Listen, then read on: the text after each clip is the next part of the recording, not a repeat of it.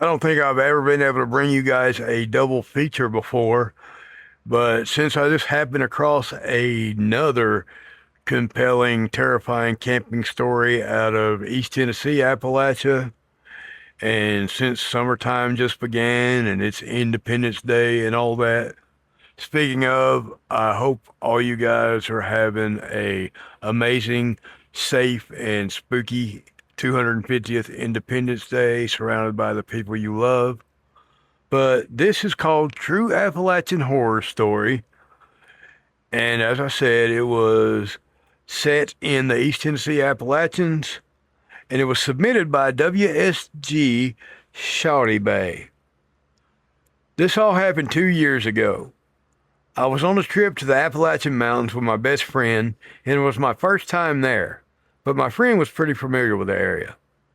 You hear all sorts of stories about how scary it is and all the urban legends, and you don't think it will happen to you. Well, I was wrong. Everyone knows the basic rules of the forest, or at least my friend taught me. For example, if you hear your name called, don't respond. Don't scream back to any noises you hear. Anyways, me and my friend were hiking on a trail and decided to set up our camp in a remote area. We had a fire and prepared hot dogs and s'mores. We were having a really fun time, but got tired and decided to go to our own tents. I had been asleep for a couple of hours, but in the middle of the night I woke up to a sound. It sounded like my friend was calling my name. I was about to reply, but then I remembered the rules. But low-key thought I was going crazy and delusional.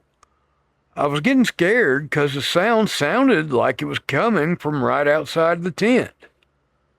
That's when I heard weird rustling against the tent, like right on the fabric, and my friend's voice echoed, asking if she could come inside. But I was getting hella weird vibes and stood still and just didn't say anything. I stayed completely still and tried to fall back asleep so it would go away because that wasn't my friend. But I was shaking and crying from fear and just completely still in fear. I eventually fell asleep because I was so exhausted and asked my friend about it in the morning. And she had no idea what I was talking about and said she didn't go to my tent. This story still actually confuses the hell out of me and sends shivers up my spine. If anyone knows who or what this entity is, who is pretending to be my friend, please tell me and share your experiences. Because I don't know who or what this was, but this genuinely still haunts me to this day. Now, I'm a little bit older, so I'm going to say that mimics, I never knew a mimic to be the name of an entity.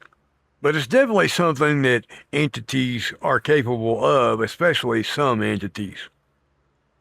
But a good rule of thumb is if it's pretending to be someone that you know or love to lower your guard and give you that sense of familiarity, and it's not that person, then it probably does not have your best interests at heart.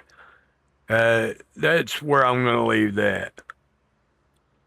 But anyway, that's been Jay's Haunted Appalachia for tonight. Hope you guys have enjoyed the double feature tonight. Thank you, WSG Shouty Bay, for the story. Keep sending me those stories and suggestions, guys.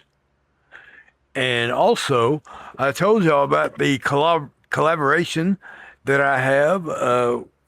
Well, it finally arrived. Let's see. It's the Alon GT6 smartwatch. Now my son kind of took over it and commandeered it, so he's got it tonight. So I'll have to include it in the next couple of videos to show you some of the features.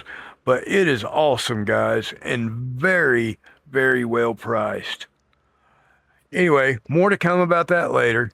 Keep Appalachia haunted, y'all.